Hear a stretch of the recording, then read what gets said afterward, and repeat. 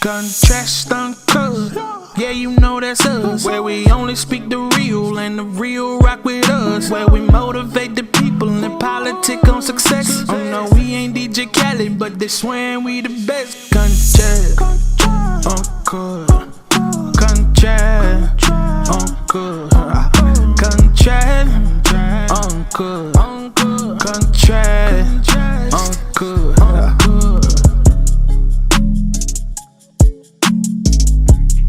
What's happening? It's Contrast Uncut. It's season 4, episode 20. You hear me? It's 420 in this motherfucker.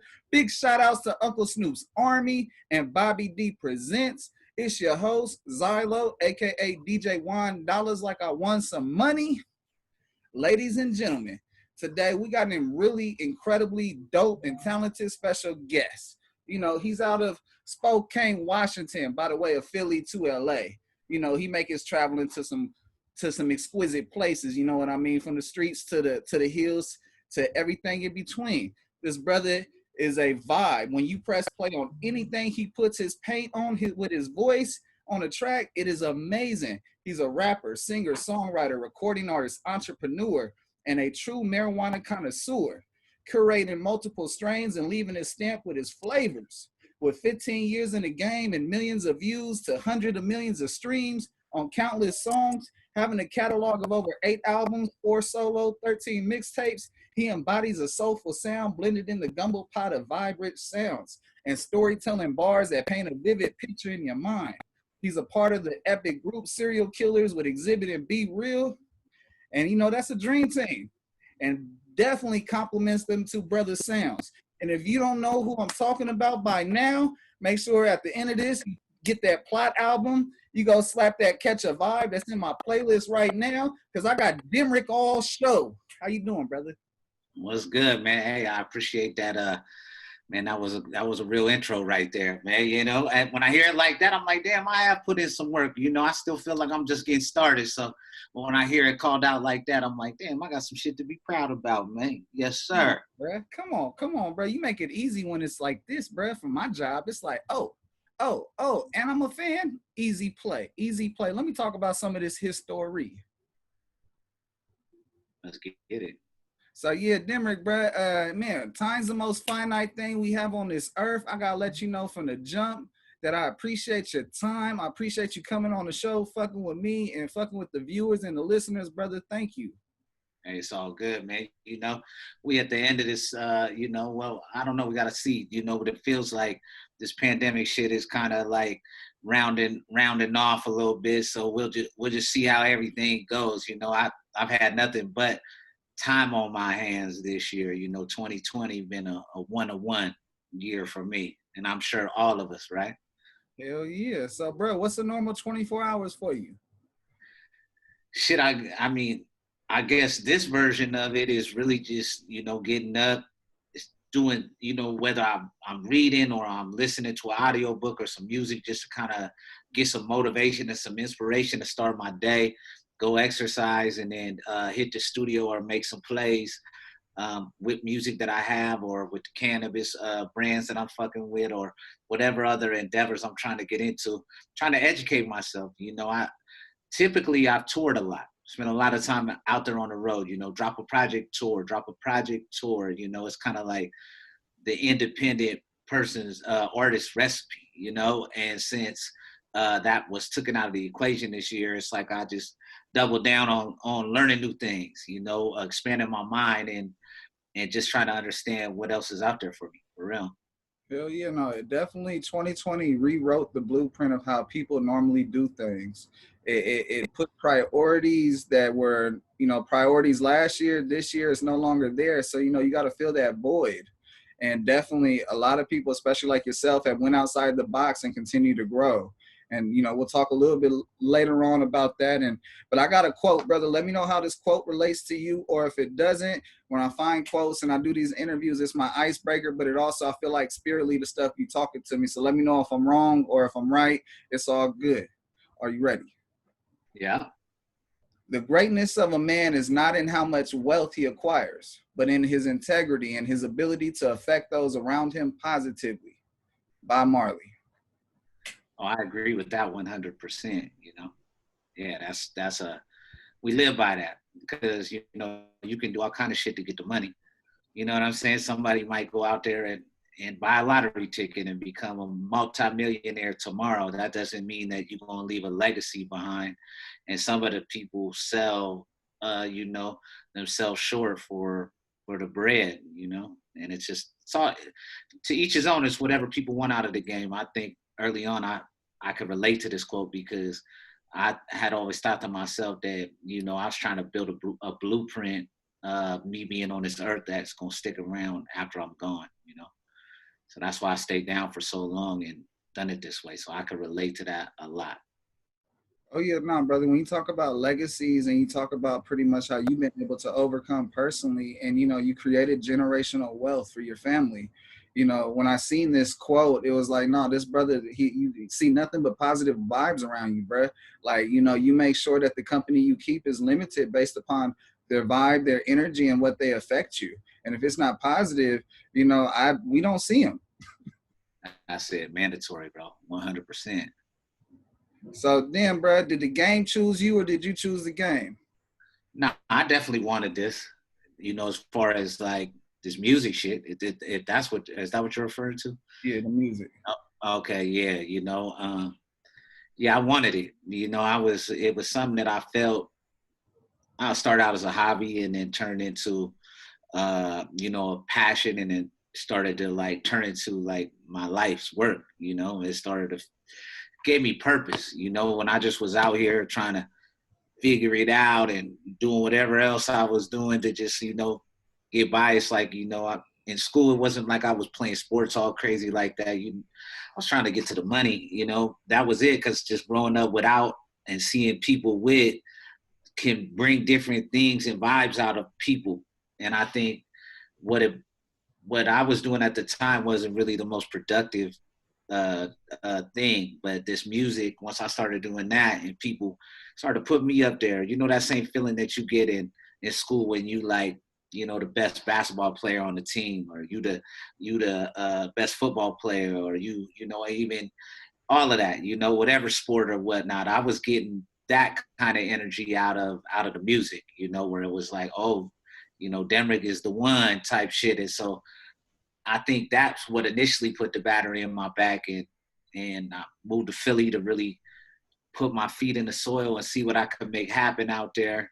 And, I met Corrupt, and he said, come to LA. And that was it. He's the biggest artist that I had ever met at the time, especially that believed in my work, that fucked with what I was doing and provided like hope, you know what I mean? Opportunities. Like if I packed up one time from Washington State to go to, I grew up moving all the time, so it wasn't like nothing for me to grab a suitcase and do that. But if I did that once to try to go to Philly, and then when I met Corrupt, that was the inspiration to come to Los Angeles. And shit, that was kind of a dream come true to see somebody believe in you and your shit and what you doing and what you pushing that's already done so much. So that was it. I've always been the person I never look for a handout. I look for opportunity. It's amazing that of all places, you go from the West Coast to Philly, which is damn near East Coast, and you run across another brother that's from LA, from the city, and that's the West Coast, and it brings you back. Like you were so close to the East Coast, New York should have brought you in, and you should be, underneath a whole different wave. But instead, how history opens itself up. That's amazing. Because I can't imagine your sound if it was like drowned out a little bit more with the East Coast vibe. Like, not to knock it at all, but I'm just saying, I just couldn't imagine your sound like that, because you take that soulful vibe and mix it in with that West Coast flavor, and it always comes out. Thank you, Brad. Well, the East Coast is that was almost like a breeding ground for me, because growing up in Washington State, and my mom was in the military too, so for a portion of our lives. So we was bouncing around.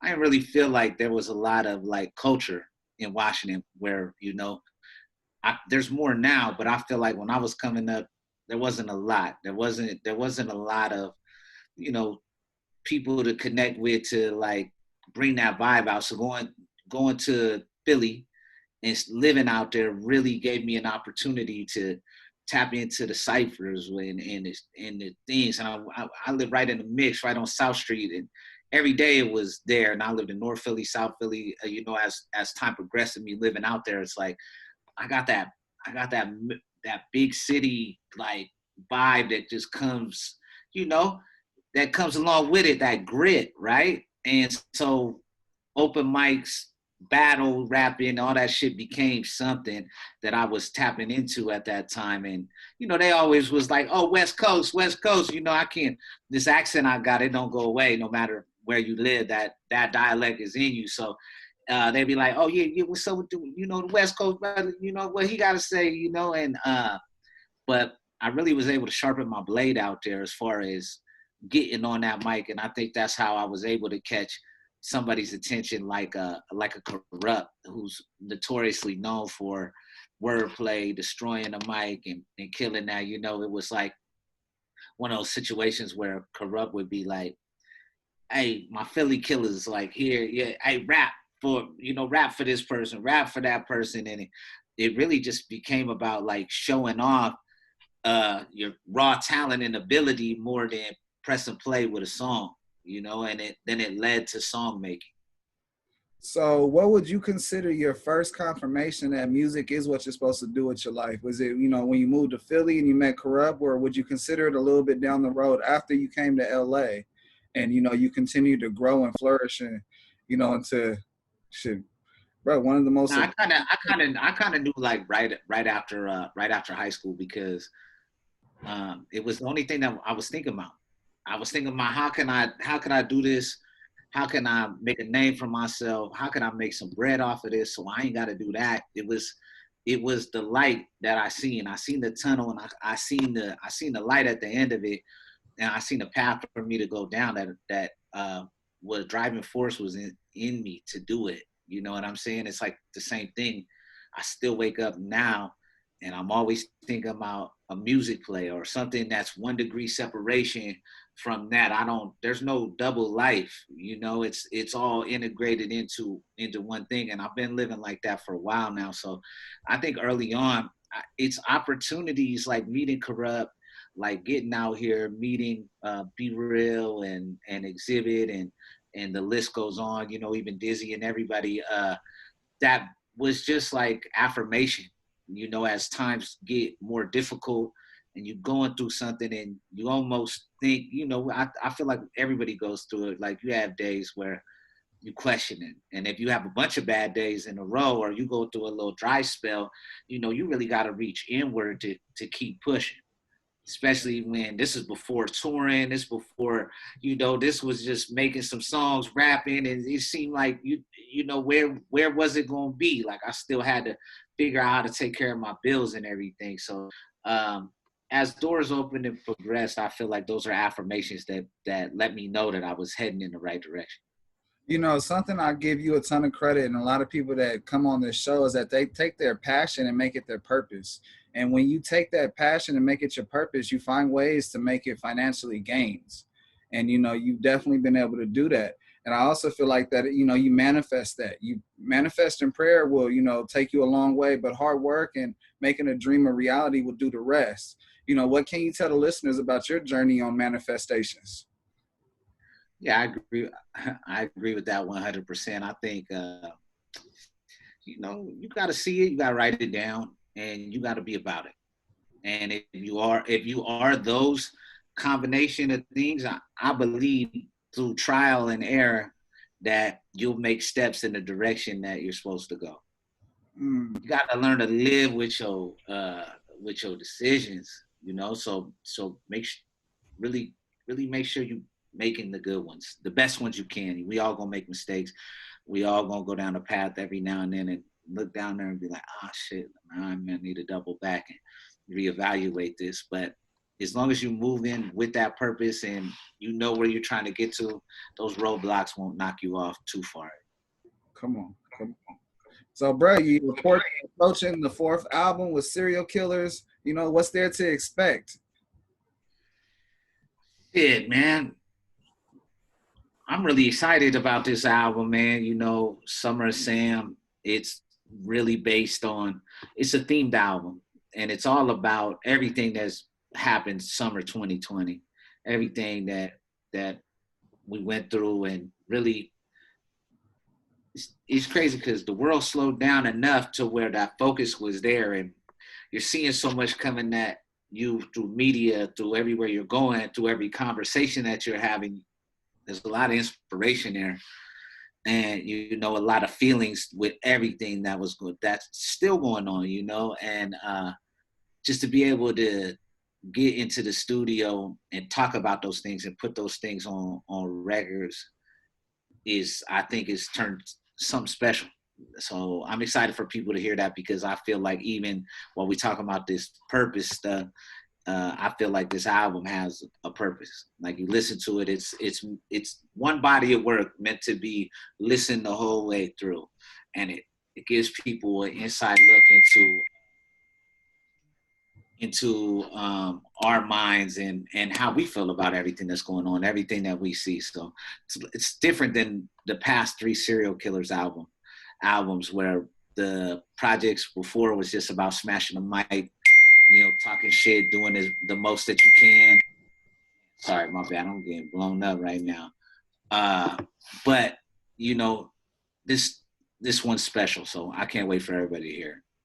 Hell yeah, no, Summer of Sam, and just I can just imagine, you know, the ability of you guys all painting pictures of what you guys are perceiving from, you know, this crazy fucking summer we just went through, from just social injustice to how we have this maniac of a president that's doing things that's uncontrollably, to man, to COVID fucking stopping everything. I mean, you went from rocking crowds of thousands of people and festivals and concerts to now everyone's strategy is depending on streams, merch sales, and a greater social media presence. And it's like, you know, as we continue to evolve with what's going on, you know, what would you say has been your COVID recipe to success? Well, I think, like I was saying about trying to keep myself inspired every day, staying in a positive mindset and getting out there and doing some kind of exercise to burn off some extra. I'm used to touring. I'm used to stages. I'm used to traveling. I'm used to a hectic schedule. I'm used to moving. I'm used to being able to think bunch of steps ahead with multiple things. You know, it's like this year I did get to do a little bit of touring and some dope shows right before the COVID thing. You know, me, Burner, and Larry June did some shows right before COVID hit. You know, our last show was on March 1st. Then I went somewhere for my birthday, like went to like Cancun, some shit, Mexico type shit. And then by the time I was coming back on the 9th, everything was locked down, and we ain't been able to do anything since, you know, and that really changed my mindset. And I believe the question is just really, what am I doing? How am I using my energy and my time here? And it's staying motivated, staying consistent, staying in the studio, pushing myself to create more music, and just try to figure it out. What would my life be like if I never was able to go on tour? You know, what if they like, yo, you got to take the vaccine to go back to Europe? And what if I don't want to take the vaccine? You know what I'm saying? Or what I got to do if, you know, I'm an independent artist, so a lot of my venues and shit that I perform on in 1,000 cap rooms, 500 cap rooms, 350 cap rooms. What if those venues ain't open anymore because those owners can't keep them venues open? Where are them shows going to be? Where's that ability? And realize, you know, what would life be like if I had to spend it here, you know, and what would I do? And so I've been focusing on that. Hell yeah, no, I could definitely see in the future a whole bunch of backyard events, more park events, getting that 90s feel back into 2020 a little bit. And it's sort of going to force us to do it because they're not really allowing us to do too much unless you're in Atlanta and they got only like, what is it, 20% capacity? Or you're in a state that you don't want to be in, like South Dakota or North Dakota, so that you can. Or even at the venues, what if them show promoters in those venues that they can't keep their doors open? You know, that they ain't, if you wasn't serving food, you probably ain't been open since March. You know what I'm saying? And the bills keep coming in. It's not like there's a pause on the bills. There's a pause to pay them bills for this little time period, but there's going to be a moment where that's lifted. And if you hadn't been on top of your shit or done whatever you need to do to keep your situation up and running, you might be stuck in a bad spot. You know, that promoter might not have the bread to book me for that show or whatever, you know? So I think, like I said, I've always been a person that's thinking steps and steps ahead. So I'm the kind of person that's gonna think like that. Right. No, and it definitely translate. Because when you can multitask and see hella steps ahead, you can almost see that the wave is going to be high, and then you can also say, you know what, there's going to be a low, and I got to be ready for the low to transition. And so I want to know, what are some of the highs and lows you faced as an artist that you're willing to discuss?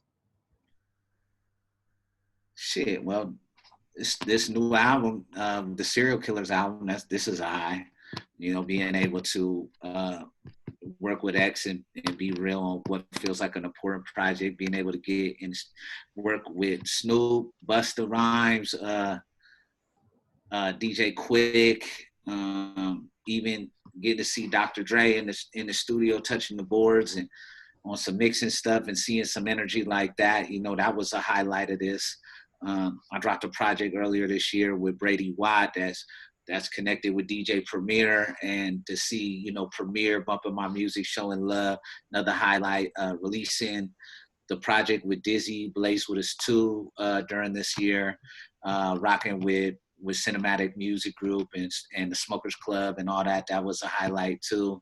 I feel like the lows of this year was not being able to get out and touch the fans, not being able to check your hard work out in front of people. You know, I think that really me and Dizzy, we built up that first project, Blaze with us, the first one, from really getting out there on the road. And it just feels different when you're making this music and you get to meet people that it's affecting and things like that, and growing your fan base like one fan at a time. That's always been my motto, is build this shit up one brick at a time, right? And keep my head down, and then you look up and shit, you might build a house, you might build a motherfucking castle. You don't know what you're gonna build as long as you just keep your head down and keep going for it, bro. So this kind of the lows of this year has been not really being able to get out there and move the way I originally moved. I mean, lows of the whole entire shit is I just would say those moments, like I told you, like where you second guessing yourself, where you doubting if you not doubting if you have the ability or talent, doubting if you was gonna be able to put all the plays together that it takes to really get on the radar out here. You know what I'm saying? Because it's more than just getting behind the booth. Get behind the mic in the booth to really getting this shit the right way. So just wondering if I was gonna be able to do all that type of stuff, you know, feeling self-doubt in those kind of moments and shit like that. But like I said, what I have learned over the time is peaks and valleys, man. You know, you're going to go through this shit, you're going to be up 1 second, you're going to be down the next. But the reality of it all is, in my opinion, is none of it's going to last. Don't get too pumped up off the wins. Don't get too down off the losses. You'll be all right. No, I love that. The reflection is amazing. And, you know, needless to say, bro, you definitely have the inspiration to keep on going no matter the win, no matter the loss. And at the same time, I feel like relationships help you along the way. I feel like relationships are the biggest key to a lot of what we do. Relationships will get you in places money cannot. And so, you know, what's something you can tell us about relationships for you and your journey to success? Because, you know, you got some big. And don't burn bridges. That's it. Don't be a fucked up person. Don't be a bad individual, you know. Be a man of your word. Follow through as much as possible. I'm not saying that people don't make mistakes. Everybody makes mistakes, but move with good intentions, man. That's it. And people that fuck with you gonna fuck with you, and people who don't fuck with you somehow end up eliminating themselves out the picture anyway. Facts. Facts. No, you ain't lying about that, bruh. What's one thing that you feel that the people have fucked up about the music game?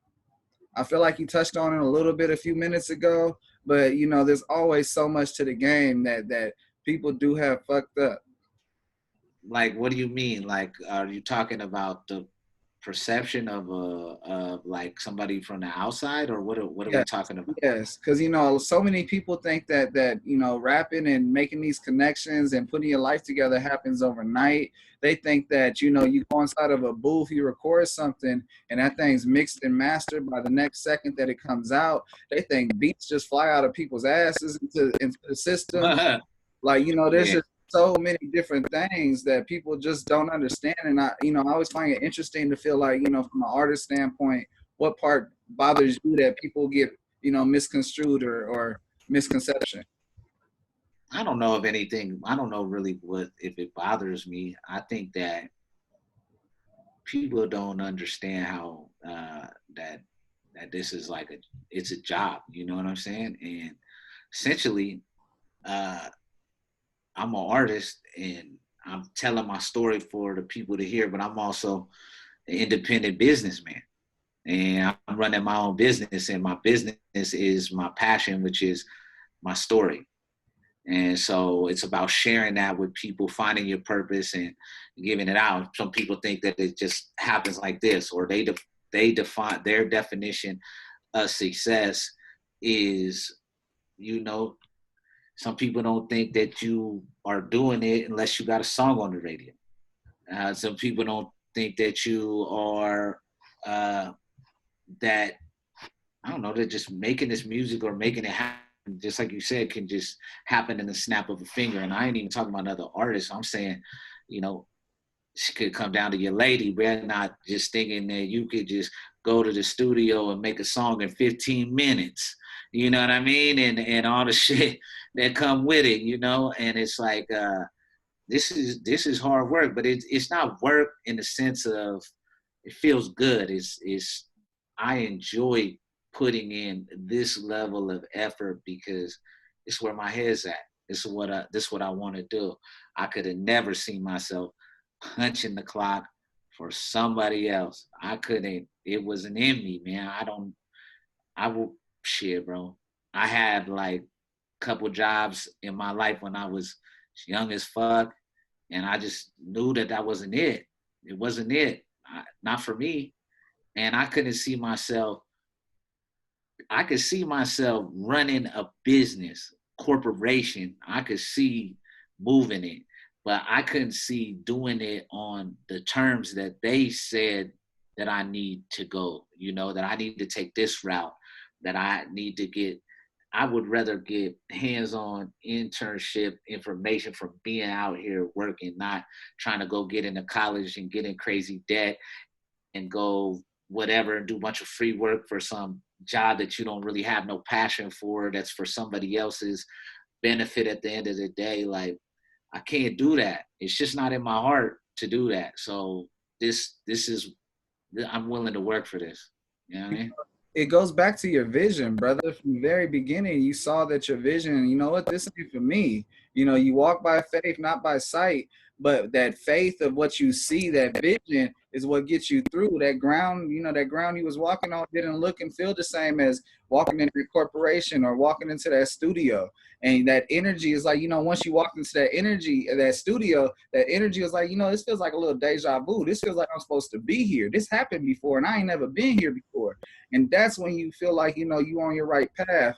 And it's like your affirmation within that moment of like, boom, you know, and then it just gets a little bit easier in a way. And I mean, nothing is easy. Just when stuff is easier for you, you know, it definitely translates differently for everybody else. Yeah, exactly. Like I learned marketing. I learned uh, how to work Pro Tools and different stuff and all this shit, ad campaigns, you know, merchandising, growing a brand, everything. I learned all that shit through trial and error and through having a vision and going for it and learning the steps. I don't know if I could have sat down in a classroom, cracked open a book, and just studied that shit with no purpose behind it. I was willing to, like, I wasn't going to learn all that to go work for somebody else's business and make them the big money while they could give a fuck about me. I wanted to be, I'm moving with passion. So I gotta be excited about something. And then when I'm excited about it, then I'm gonna find the best possible way that I can to move the ball forward in the direction that I want to go. Bro, you said something to me that makes so much sense. I managed a restaurant for 7 years, and it wasn't until the owner said that I got too much passion for the company that I make them millions of dollars for that it hit me like, yeah, that ain't right. And when you said that right now, because my passion is deep into what I do, I genuinely care about everything that evolves around this show for the simple fact that you have a blueprint that other people be like, I'm struggling, I have this gift, but they're afraid of success. And then you help them go over that speed bump or that pothole based upon certain things along your way. And, that's the most important thing about my show is, inspiring, educating, allowing people to get a blueprint of successful people so that they can adapt and grow from. I feel that. So speaking about music, bruh, my 3 favorite songs are yours. Roll My Weed, number 1. I Love Light a Match. That is my shit. And then Rolled Right, off the latest project. That is my shit too. Another one with Dizzy Wright. My question to you is, what are your 3 favorite songs of yours of all time? It's hard to pick my favorite songs of my favorite songs. I could just tell you which ones come to mind first if I was going to be like somebody was going to say, hey, if you want to check out like something, and it would be a song that I got called Eyes Red off the first Stony Point album. That's a personal favorite of mine. I would say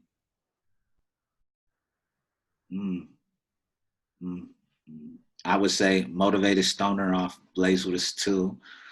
And I would probably say Light a Match too, because I think when I wrote that song, I was really trying to catch people up to speed with what all was going on in my life at that moment. That I have a lot of songs, man. I have a song called Back in the Days where I have my mom speaking on the front of it, which I really love that song. And then on that same Came a Long Way album that Light a Match is on, I have the title track Came a Long Way, where my step pop is talking on there. And I really like those songs that peel back the layers of, kind of give a fan the insight about what made me this way, why I'm this way. And like some of the things that made me who I am and make me the kind of artist that I am, they happened in my past. And a lot of those things are how I grew up, or they happen behind the scenes. And songs like Roll My Weed, they really dove, like they go crazy at the shows. People love them. They're sing-alongs. They got the big vibe and everything. And they tell a part of my story, but it's really what I'm going through in the day-to-day that I want to give to people so that they could distinguish and identify me and kind of understand where I'm coming from. Same shit with that song Eyes Red. It's like some of those bars and those verses is like, man, certain points of my life, man, I was trying to change my life with a song, with a verse, with a word. I was trying to help change somebody else's life too, inspire them from wanting something so bad. And I can hear it in some of those songs that I've done over time. And I found out that some of those songs do end up being some of my fans' personal favorites. By you being transparent and telling those elements of your life, your story, and painting those pictures and involving those intricate people, from family to friends to colleagues that you became really tight with, all of those things, have relation. And those things is what makes us as fans fall in love with it, because we can relate to those moments. We can relate to being on the edge and trying to fall off and got to get back up and pull myself back up at the same time. And, another element that, a lot of people get fucked up is that weed is not that bad. And something that you're an advocate about is that, marijuana really opens your mind. It's a stimulant to be active. You know, if you want to be lazy couch locking, that's your stimulant. That's how you gonna be.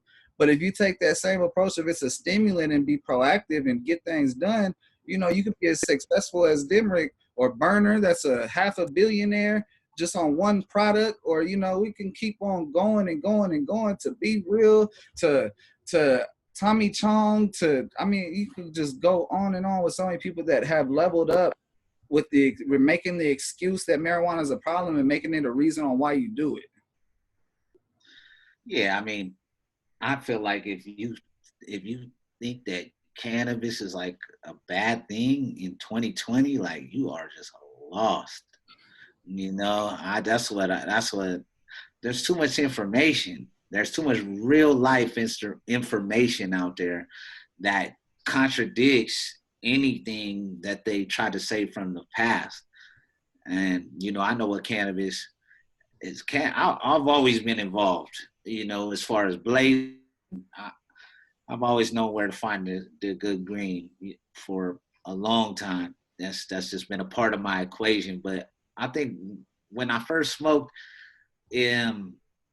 shit, man, just it always took the edge off for me. You know, it just took calm me down a little bit, centered me, you know, made me toss some problems to the wind and get to the goal. But that's why Motivated Stoner is an important song to me, because there is a whole other thing where, oh, you smoke and just you won't sit on the couch and get fat and not do nothing to change your life. You just be a couch potato watching Netflix series all the way down. I mean, bruh, if you spending your days like that, that don't got nothing to do with weed. That has to do, you got to do a mental check of why the fuck you willing to kill. Time is our most important asset of it. And the more you leverage it, the further you can get, the more experiences you can have with this amount of undetermined time that we have on this fucking earth.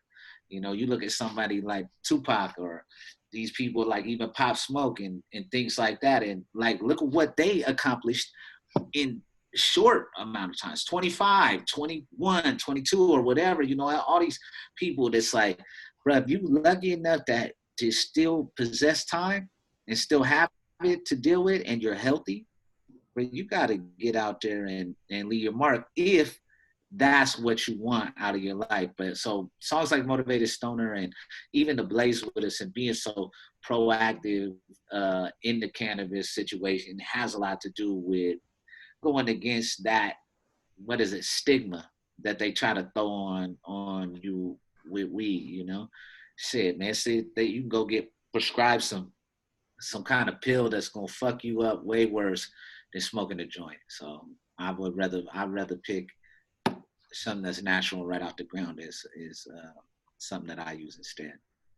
Come on, you came to the land of where it's at, California. It's better than anywhere else. I'll definitely vouch for that. Hell yeah. Shit, bro, I do want to shine a little bit light on a little bit of the history before I transition out of the entertainment to my two segments. Bro, you know, I was talking on the phone with you the other day. Shit, it was yesterday. And, you know, I was letting you know, I got to see Funk Volume start off in the beginning. I got to see pretty much, because my roommate in college went to Monroe High and he was best friends with Swizz, Justin. And Justin and Dame, and along with Hobson, they all started Funk Volume. And I got to see that beginning element of them going on tour, 10 people in the audience, 15 people in the audience. They're putting stuff on Facebook Live, YouTube, through their whole thing. Then the next year they go out, they got about 30 people in there. And then, you know, the third year it's history. And so, you know, as you've been able to grow and reflect, I mean, you know, I sort of want to know like about pretty much your levels of growing with the game. Because I know you pretty much dived in where it was small crowds. And then from there, you got big crowds and you had to come back and work the small crowds again so that the small crowds become big crowds locally. Yeah, well, I think my first real gig in the music shit was a hype man.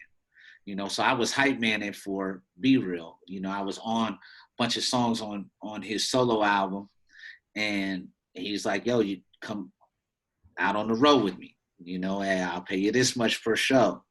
And I like looked at all the cities and all the shit, and I'm like, oh shit, you gonna pay me? And then I seen like there was Paris and Amsterdam on that motherfucking list. And like I couldn't believe it. I had to get my passport and I met an ex and the same thing. We dropped a song and he was like, yo, you need to come out, hype man for me, back me up on my songs. We'll do the song we have together and you can do one. I think I started out being able to do 2 of my own songs in this set and our one song together. And these were big ass crowds.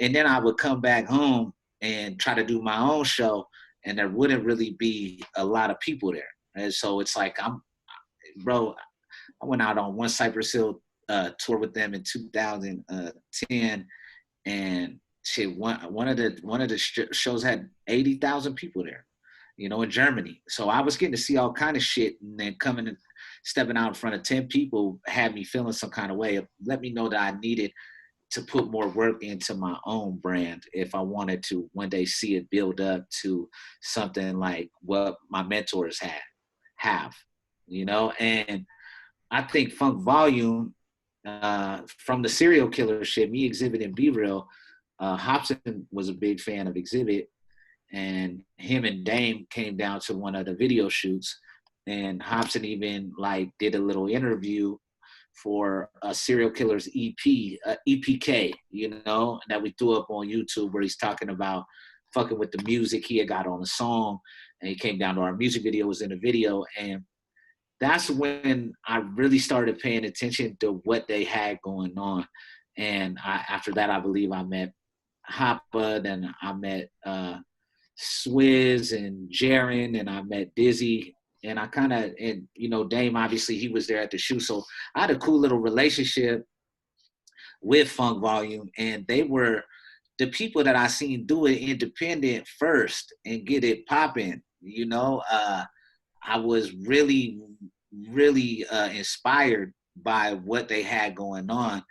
And they really embraced me, you know, as far as me and Hoppa doing Stony Point, the album, to Dizzy bringing me on tour with him and us doing an album together, to even before that, I remember Dame put me on a South by Southwest show, Funk Volume Showcase. He put me on a couple of the Hobson shows, Knock Madness shows on the tour.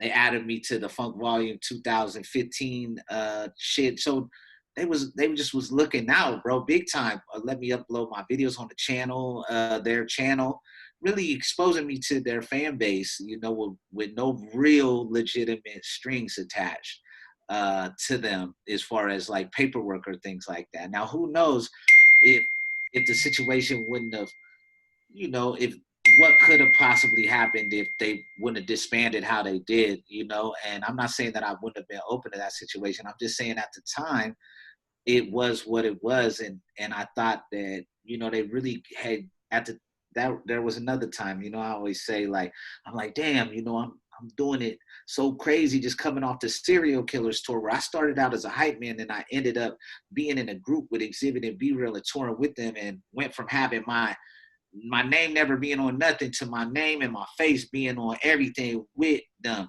touring with them in that capacity, and then still trying to figure out, you know, how am I going to achieve, what's my step? That's almost like as high as it could get with my OGs, is starting out wanting to rap for them, to being in a group with them, touring with them. You know, that's a dream come true.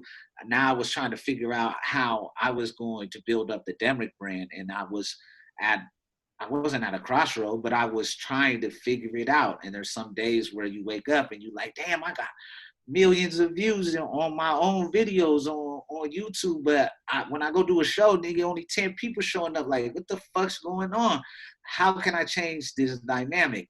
And meeting the Funk Volume dudes really gave me hope and gave me inspiration, and really showed me a way, a blueprint to study, to be like, yo, this is a lane. They building with their artists, with their fans, and doing that. And I met, and even through Mad Child, I got to shout him out, because he was another one at that time that really was showing me about the indie game, showing me how it works. And I was thinking to myself, like, shit, this all I've been waiting for, because you know, I want to do it. I already been hitting the gas, shooting my own videos, doing my own releases, doing it. I just needed to understand how to align it better and how to promote it better and do different things and independent shows and a lot of games, selling my own merch and really being about that. And I learned a lot from all of those dudes, the whole entire funk volume, every person in there, and they embraced me and showed me a lot of love. So ain't nothing but love for those guys. Oh yeah, no, you still moving. I see you, bro. I see you. I said, bro, you know, me and Dizzy, bro, you know, we gonna rock till the casket drops. You know what I'm saying? I got his back to the max. Like Dizzy, a real one. He came out to Bakersfield and did like a weed event at Highway 99, and then he came and hooped with us afterwards. And like, you know, for someone to go to someone that's 10 miles away from the dispensary to go play basketball with people he really don't know, he a real one, bro. He was received and he loved it and shit. We was balling for like 2-3 hours. Oh yeah, man. He really showed me what that road life was like, because all his tours he'd be like, "Hey, Demrick, you know, I'm gonna put you on this tour. You know, you get one of the bunks on the bus is you." And then shout out DJ Hopper, because Hopper's you know, me and Hopper, we drop all of our Stony Point shit together, and so it was nothing to have, you know, hey Hopper, let's run it up. Let's sell some merch, hot Stony Point shit at the merch booth. Let's go push our brand. Let's get out there. And he would DJ for me, and we go out there and make some fucking noise, you know. And that shit made a big difference with getting loyal fans really on deck to rock with me, big time. You know, one thing I want to put out there: a fan, you know, is a blessing. But you know, in the industry standard, you know, a good fan is someone that spends $50 on you a year. You know, and you have to be a good artist and a good businessman to give them $50 worth of things in a year for them to buy, that they can showcase their value to you.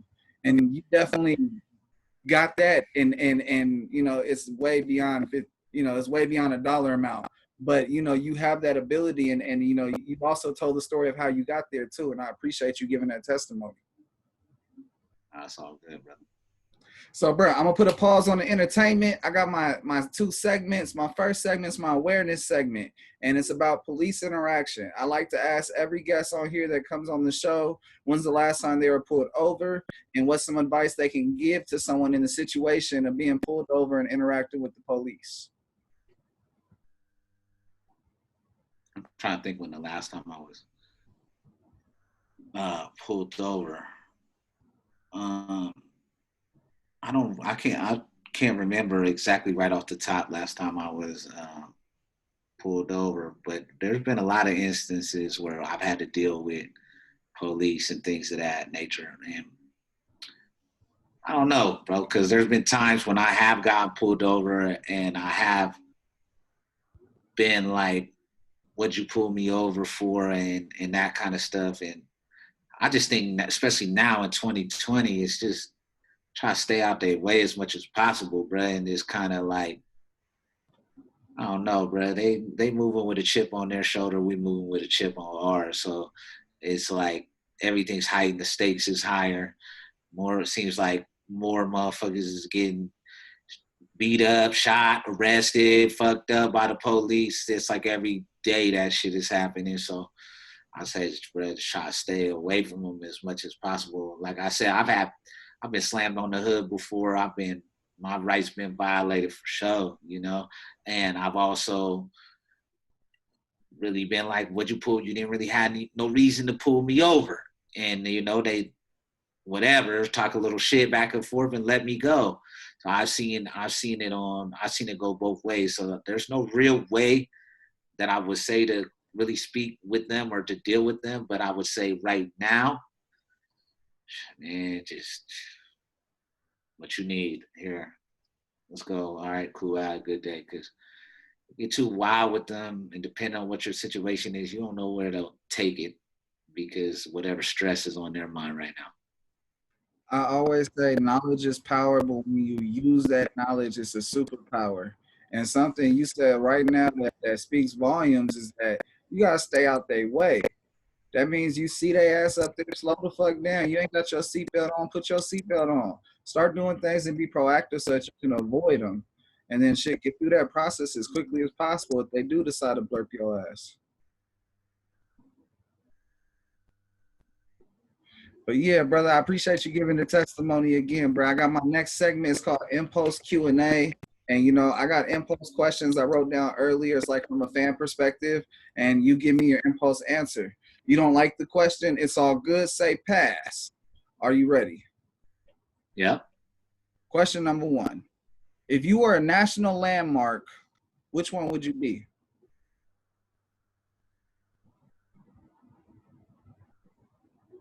Damn, they just go ahead and throw me up on the Mount Rushmore real quick. Yeah, it says pull up on me. You hear me? You hear me? Throw me up on there. Be like, who's that guy? They say like, man, he was a great dude, man. It's legendary in his own right. Come on, come on. That's real. Question number 2. What is your least favorite strain?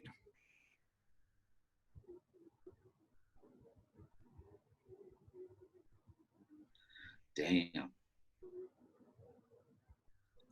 Me personally, I don't like the tangerine taste and stuff. Like, I don't like the orange citrusy. Like, I be feeling like that, you know, it's not.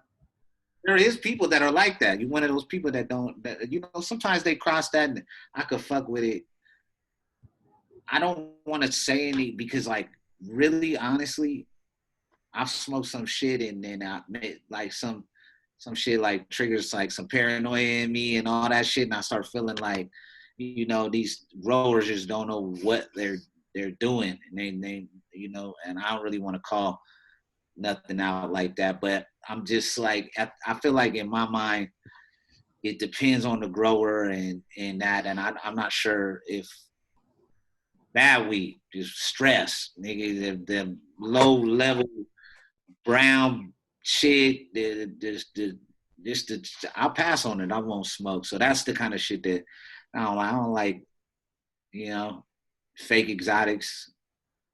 I don't like, you know, shit that just, I don't like bad weed, man. I don't like weed where they over put their chemicals in it to grow it and then all of a sudden I smoke and I'm like, damn, you know, I'm tripping out or whatever over the shit. Like, you know, real growers they got that green thumb, they got that touch, and that's it. You know, I could tell you my favorites.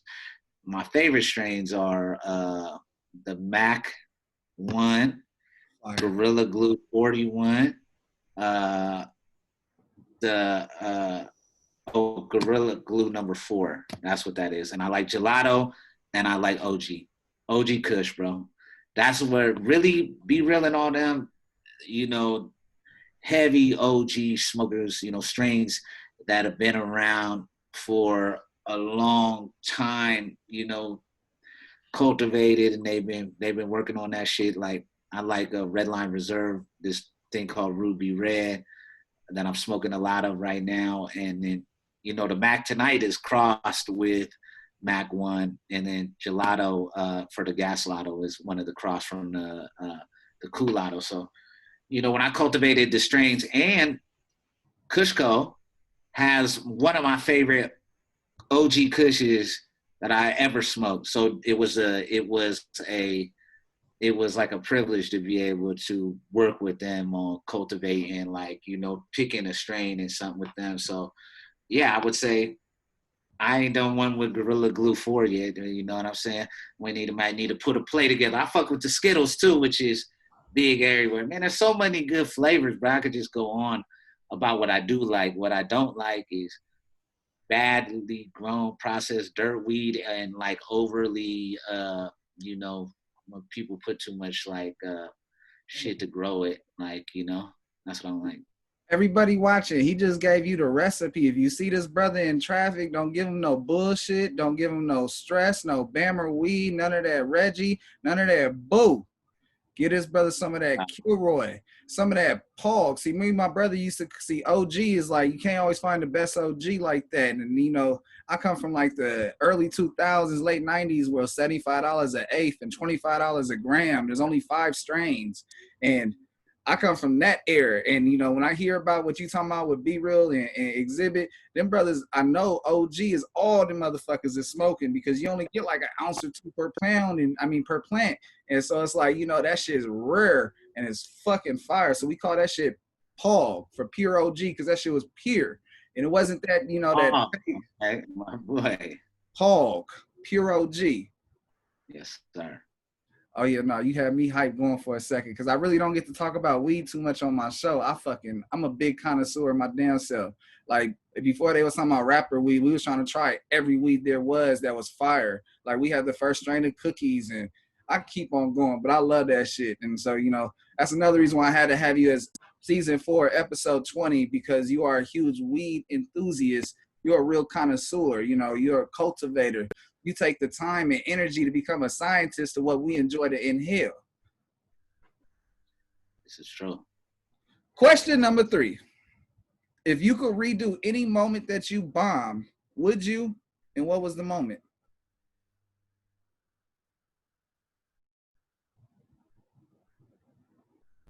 What moment would I redo? Damn. What moment would I redo?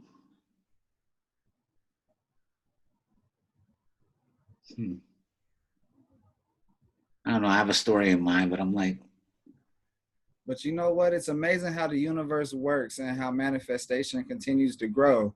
Because now we can sit here and both say, man, you had records mixed by Dre. Not only did he take what you said and fucked with it, that motherfucker got to turn them knobs and make you sound like $1 billion. Hey, bro, that was a blessing right there, bro. Without a doubt. You earned it, brother. You earned it. And I appreciate you sharing that because a lot of people don't understand because they think that that moment's over. Like, you don't realize you have to go through every emotion to get to what you really want. And if you're going to give up on some of these emotions from the main thing, then you know what? This isn't for you. And I'm happy you continue to chase your dream, brother, because the sky's the limit. Past Summer of Sam comes out. Past that, it's sky's the limits. Like it's no telling what's gonna happen for you in 2021. Yes, sir. Man, you have survived my awareness segment. You have survived my impulse Q&A. As a reward, it's promote time. Let's promote. Let's have the people run it up. We know the album's out. We got the single out. We got Serial Killers out. You know, what do you want them to go run up? You know, give them the info. Yeah, just go to Demrick420.com, tap in, you know, just go to my Instagram, I am Demrick, go on Spotify, Apple Music, Tidal, wherever you listen to shit, YouTube, type my shit in, just look at whatever the latest is, or even if you want to go back, you know, I kind of felt like I've grown as an artist in front of everybody. You can actually go on YouTube and see me in the very beginning and progress to where I am now. Just tap in. And, you know, shout out to my fans, man, everybody who's rocking with me. I love y'all, man. And, you know, y'all, it's mutual. I support y'all, man. I'm trying to get a world something special. So I'm going to promote that. I'm going to promote y'all. And then just, you know, fuck with me. I got strains out there. I got the Gas-Lato strain with Gasco. I got the Mac Tonight with Gasco, and I got Stony Point with Me Hoppa and Kushco out there in Vegas. So get your hands on them strains, enjoy the experience. Pump that new Serial Killers album. Tap into all my shit. You know, I drop music often. I'm indie, baby. I can hit them at any time. I can do whatever I want. So there's gonna be there'll be something new. You know what I mean? Just tap in. Hell yeah. Now, Demrick, brother, you notice my show is different. It's unique. You know, it's not cookie cutter. They got segments, so I got to have segments, but I don't do segments like them. And I'm like, how do I keep that same energy and close out? The viewers knows it's coming. I'm going to hit you with it. You got any questions for me? Ooh, do I got a question for you? Shit, bro. Would be like, what inspired you to want to do this? What made you want to be somebody that interviewing and tapping in with artists, helping them explain their story, then also, you know, telling your story along the way? Sure, bro. To be very honest, people telling me no, I can't join this. No, I can't join that. No, you're not qualified enough. And I feel like, you know, I manifest and see things in a certain way. Like as a young kid, I was real blessed to be around certain people because my stepdad worked for an electric lighting company in LA. So I would go to movie premieres, concerts, and he would set up the stage and break down the stage. And I'd be talking to people and don't know who nobody is. And from that, I always resonated with me, and I have the same relationship. And so it's just always felt like it's something I'm supposed to do. And it's the first thing to like click in my life fast as hell. Yes, sir. There it is, man. I appreciate you, Demrick, bro. It's Contrast Uncut. It's season 4, episode 20. The big smoke out episode. Even though we wasn't smoking, we be smoking off camera. But that's none of y'all business. Big shout outs to Uncle Snoop's Army and Bobby D Presents. I appreciate you, brothers. I wouldn't be able to do incredibly dope shit like chop it up with Demrick, Young D, and talk about his history and, drop some gems and diamonds along the way. This brother told stories that you know what, you can go ahead and put yourself in it sometimes. Thank you, Demrick, for coming on here, bro, and just shedding that light and just letting diamonds drop, brother. Let them shine before they hit the ground. What's up? This is Demrick. You are tuned in. Contrast Uncut is going down. Shout out Bobby D and Uncle Snoop's Army. Let's go. Hey. Come on. Man, I know you guys can't smell this right now, and I ain't talking about none of that other stuff. I'm talking about some of that good stuff, that smell good stuff. I think it's breakfast. What time is it? It's breakfast time. Make sure you tune in to Contrast Uncut no matter what you're doing. Whether you're eating breakfast, you're smelling good food like I'm smelling, or if you're smelling other stuff, we're good to watch too. Make sure you tune in. Thank you.